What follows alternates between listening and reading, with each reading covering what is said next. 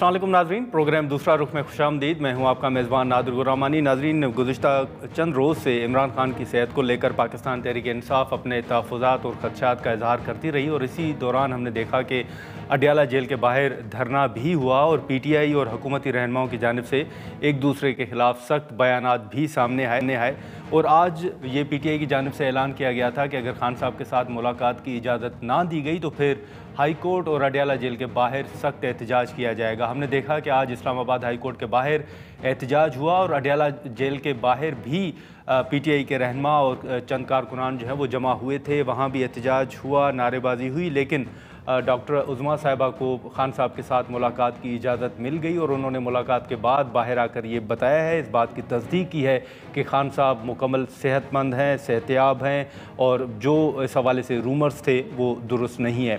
इसी के साथ साथ अलीमा साहिबा ने कुछ खदशात का इजहार जो केसेस हैं उस हवाले से किया है। खदशात की बजाय अगर मैं तहफ़्फ़ुज़ात कहूँ तो तहफ़्फ़ुज़ात उन्होंने अपने ज़ाहिर किए हैं कि जो बुशरा साहिबा के केसेस हैं वो हाई कोर्ट में फ़िक्स नहीं हो रहे और अगर यही सिलसिला रहा तो फिर हाई कोर्ट के बाहर एहतजाज किया जाएगा।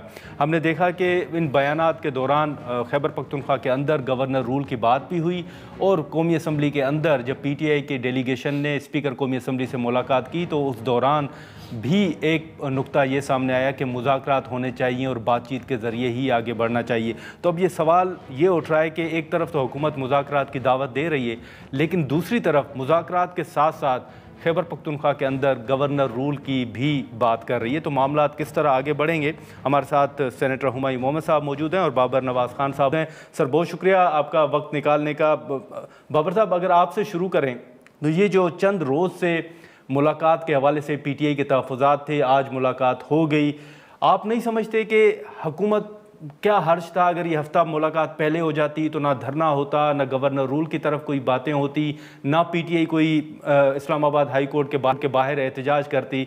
तो आप नहीं समझते कि आज अगर मुलाकात हुई तो ये हफ्ता पहले हो जाती? ये हफ्ता पहले भी हो सकती थी, ये 2 हफ्ते पहले भी हो सकती थी, लेकिन उसके लिए ज़रूरी था कि ये टेबल टॉक पे आते। इस तरह कभी भी नहीं हो सकता कि एक सूबे से एक CM उठें और दूसरे सूबे में जाके कहें कि हम यहाँ पे तोड़ फोड़ करेंगे, यहाँ पे हम धरना करेंगे, हम ये करेंगे, हम ऐसे करेंगे, वैसे करेंगे। आज देख लें आप, उन्होंने प्यार मोहब्बत से बात की और हुकूमत ने भी उनकी बात मान ली और ये एक लीगल राइट था उनकी फैमिली को मिलना। पॉलिटिकल बातें नहीं हो सकती क्योंकि अभी वो कन्विक्टेड एक मुलज़िम हैं, मुजरिम हैं, वो इस वजह से उनसे पॉलिटिकल बातें डिस्कस करने के बजाय फैमिली की चीज़ें डिस्कस हो सकती हैं। वो फैमिली ने आज उनसे मुलाकात कर ली और वो जो एक इंडियन और अफगान मीडिया के ज़रिए एक मीडिया वार चल पड़ी थी और लोग उसका गलत रंग देने की कोशिश कर रहे थे, अल्हम्दुलिल्लाह आज उन सब के मुंह बंद हो गए हैं। जो बानी पे, लेकिन सर वो जो जिन खबरों का आप जिक्र कर रहे हैं बाबर साहब, वो तो अलीमा साहिबा खुद कह रही हैं कि ये खबरें किसने लीक की हैं, ये खबरें किसने फीड की हैं, हमें तो जेल से कोई खबर नहीं आती। ये तो वो बेहतर बता सकती हैं जिन्होंने इंडियन चैनल्स पे बैठ के बातें की हैं। हमें तो वो उसके बारे में नहीं पता, ना हम किसी चैनल पे गए, तो ये वो ज़्यादा बेहतर बता सकती हैं खुद ही इसका जवाब। अच्छा हुमायूं साहब, अब आज मुलाकात हो गई, आप PTI ने आज एहतजाज का ऐलान कर रखा था हाई कोर्ट और अडयाला के बाहर। अब मुलाकात के बाद आप समझते हैं कि आपके तहफ़्फ़ुज़ात ख़त्म हो गए, जो कॉल दी गई थी अब वो वापस ले ली जाएगी? बिस्मिल्लाहिर्रहमानिर्रहीम, इय्याका नाबुदु व इय्याका नस्ताईन। सबसे पहले जी मैं बाबर नवाज़ साहब को हारने के बावजूद डिक्लेयर होना बग़ैर किसी फॉर्म 45 के आउट ऑफ जो ऑलमोस्ट 395 जो पोलिंग स्टेशन है जहाँ पे पाकिस्तान तहरीक इंसाफ जीती है, घर में घुस के आपको मारा है, ठीक है, ये बात ना उस लिहाज से वो हारे। एक भी फॉर्म 45 अपलोड नहीं हुआ, एक भी फॉर्म 45 अपलोड नहीं हुआ। आगे चले आप इलेक्शन कमीशन में उसके चले जाएं। आप एक मिनट देखिए, जब आप बोल रहे होंगे ना बाबर नवाज साहब, बाबर साहब, जो आप जो बात कर रहे हैं, ऐसा है सर, उसका बाबर नवाज साहब, बाबर नवाज साहब जी, बाबर नवाज साहब, मैं आपकी तरफ बाबर नवाज साहब, टॉक शोज के एटिकेट्स में बाबर नवाज साहब आपसे जवाब लूंगा। बाबर नवाज साहब, टॉक शोज के एटिकेट्स में ये होता है, जब आप बोल रहे होंगे मैं खामोश हूंगा, जब मैं बोल रहा हूंगा आप अपना मुंह बंद रखेंगे ताकि मैं बात कर सकूं, ठीक है? Thank you very much. अच्छा, अब दूसरी बात आ जाती है कि जो हमें आज सबक मिला है जी, वो सबक ये मिला है कि अगर आप एहतजाज करोगे तो हम आपकी बात मानेंगे। आपका जायज हक भी आपको हम तब देंगे जब आप एहतजाज करोगे, आईनी हक भी हम आपको तब देंगे जब आप एहतजाज करोगे। अगर आप एहतजाज नहीं करोगे तो फिर हम आपका जो प्रॉपर वो है, जो हक है, वो हम नहीं देंगे। ठीक है। जब हम प्रिजनर्स की बात करते हैं, पढ़ लिख कर आ जाए, इमरान खान का बड़ा फेमस वो है कि एक तो पढ़े लिखे नहीं हो, ऊपर से कोशिश भी नहीं करते। आप जो रूल है 92 ऑफ जो जेल मैनुअल है 1972 का है, आप वो पढ़ ले। उसमें लिखा गया है, और ये आइन भी आपको उसको तहफ़्फ़ुज़ देती है कि जो भी कैदी हो, किसी भी नोयत का कैदी हो, उसके साथ मुलाकात जिनसे वो चाहे वो मुलाकात कर सकता है, बातचीत कर सकता है। अब उसमें 2 दिन मुतय्यन है इमरान खान के लिए, एक मंगल का और एक जुमेरात का। मंगल पे ज़्यादातर फैमिली वाले जाते हैं, जुमेरात पे ज़्यादातर या पार्टी की जो लीडरशिप है वो जाती है, और या फिर लॉयर्स जाते हैं।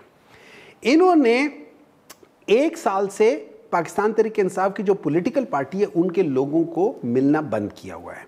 इन्होंने 9 महीनों से ज़्यादा हो गए कि उनका जो प्राइवेट इलाज वाला है, जो डॉक्टर है, ज़ाती मुआवज उनको नहीं दिया हुआ है। हालांकि दूसरी तरफ तो आपने फैसल वावडा के तो वो सुना ही होगा, उन्होंने क्या कहा था कि ब्लड कैसे लिया और वगैरह वगैरह क्या चीज़ है।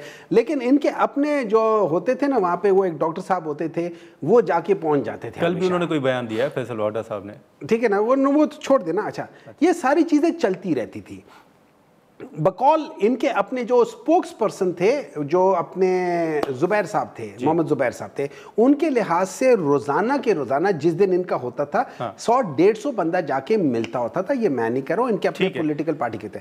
अब अगर आपने पाकिस्तान को कामयाब बनाना है, उसको पॉलिटिकली आपने वायबल बनाना है। इस वक्त पाकिस्तान पॉलिटिकली वायबल नहीं है, क्योंकि सारे इदारे, सारे स्टेटिस्टिक्स ये कह रहे हैं कि 90% लोग जो है ना वो पाकिस्तान तहरीक इंसाफ के साथ हैं। अच्छा, मैं आपको एक और मजे की बात बता देता हूँ।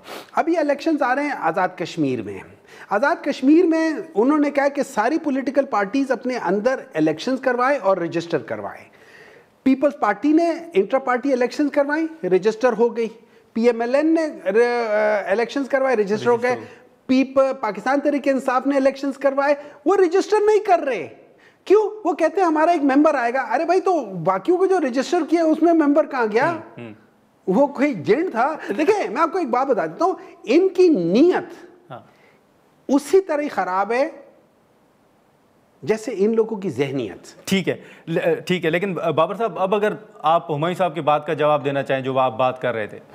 मैं ये कह रहा था, ये इनको मैंने इनके घर में घुस के मारा है, 44,000 की लीड ली है। इनके औसान बाख्त हो चुके हैं, पागल हो चुके हैं, इनको समझ नहीं आ रही। इनके एक RO के अलावा पूरी इंतज़ामिया इनकी थी, DC इनका था, DPO इनका था। चलें, जो मीडिया ने चीज़ दिखाई, मैं उस पर आ जाता हूँ। इनका CM आया, उसने आके वहाँ पे हज़ारा डिवीज़न के नाम पे हरीपुर में उसने जलसा किया। उसके जलसे में टोटल 700 कुर्सी लगाई और 2200 बंदा। इनकी अपनी स्पेशल ब्रांच की रिपोर्ट ये कह रही है कि 2200 बंदा लेके आए वहाँ पे। उसकी बनस्बत मैंने कोई लीडरशिप नहीं बुलाई, उसके बावजूद मेरे जलसे में 10,000 से ज़्यादा लोग आए। इन्होंने अभी 26 नवंबर का जलसा किया है। 26 नवंबर के जलसे पे लोगों ने इनको रिजेक्ट कर दिया है, जो कि इनके गढ़ पेशावर में होना था। अब भाई, लोग समझ गए हैं, ये KPK के लोगों को समझते हैं शायद वो बेवकूफ़ है। वो बेवकूफ़ नहीं है, वो 2 दफ़ा हो चुके हैं। आपने उनको फैज़याब हुए लोग हैं। ये 2018 में फैज़याब हुए, ये 2024 में फैज़याब हुए। मेरा ओपोनेंट 25 जनवरी को स्टाम्प पेपर दे के आया। शौकत यूसुफजई साहब ने कहा है ये बात। शौकत यूसुफजई साहब ने आके सारी दुनिया के सामने ये कही। इनके और जो पॉलिटिकल लीडर्स हैं, उन्होंने आके ख़ुद कहा कि हमारे कई लोग जो हैं उन्होंने स्टाम्प पेपर दिए हैं और उनके ऊपर जीत के आए हैं। ये ख़ुद फैज़याब होते रहे, ये समझते हैं कि हर बंदा इनकी तरह फैज़याब होगा। ऐसा बिल्कुल भी नहीं है। इलेक्शन कमीशन मौजूद है, वहाँ पे जाके ये अपनी दरख्वास्त दें। ट्रिब्यूनल्स मौजूद हैं, वहाँ पे जाके बात करें। हाँ, अलबत्ता ये जो बाहर से अगर अपने फ़ोटो स्टेट शुदा और अपने हाथ से लिखे हुए, पेन से लिखे हुए ला के उनको ये कहें कि जी आप प्रिजाइडिंग ऑफिसर वाले को अपलोड ना करें और हमारे वाले को अपलोड करें, तो ये नहीं हो सकता। एक कानून है, कानून के तहत सारा कुछ हुआ है और उनकी मौजूदगी में हुआ है। उमर अयूब का सगा भाई वहाँ पे मौजूद था, यूसुफ अयूब, वहाँ पे उमर अयूब का सेक्रेटरी मौजूद था, उनका ज़िली सदर मौजूद था।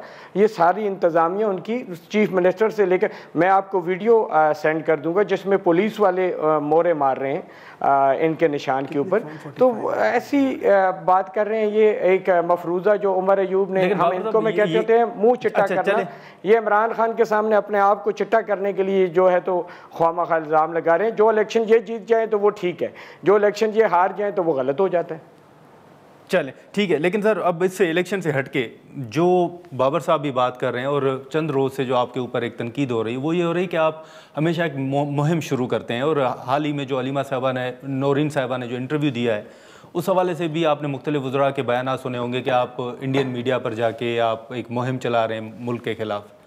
देखिए इसका ये है, आपने सुना है उनका वो जो इंटरव्यू सुना है? मुख्तसर। अच्छा, सुन लेते पूरा तो शायद आप ये सवाल ना पूछते। नहीं, मैं सवाल इंटरव्यू का कर ही नहीं रहा, मैं मुहिम का कर रहा हूँ। नहीं, आप सुन लेते तो आपको पता चल जाता झूठ कौन मैटर नहीं करता। ओ भाईजान, आपका बहुत मैटर करता है। आप लोगों को इंफॉर्मेशन देने वाले लोग हैं। मैंने आपसे मेरा सवाल आप देखें ना, आप मेरा सवाल किया ना, मुझे जरा जवाब, मुझे सवाल रिफ्रेश तो करना। नहीं, मेरा सवाल ये है, चले रिफ्रेश, मेरा सवाल ये है कि जो इंटरव्यू दिया गया, जो बात हुई, हुकूमती वुज़रा का ये मानना है कि आप इंटरनेशनल मीडिया में जाकर मुल्क के खिलाफ एक मुहिम चला रहे हैं। मुझे एक बात बताएं, इंटरनेशनल मीडिया, अच्छा मुझे एक बात बताएं, ये यूनाइटेड नेशंस का जो ह्यूमन राइट्स वाले हैं, ये पीटीआई वाले इनके पास गए थे?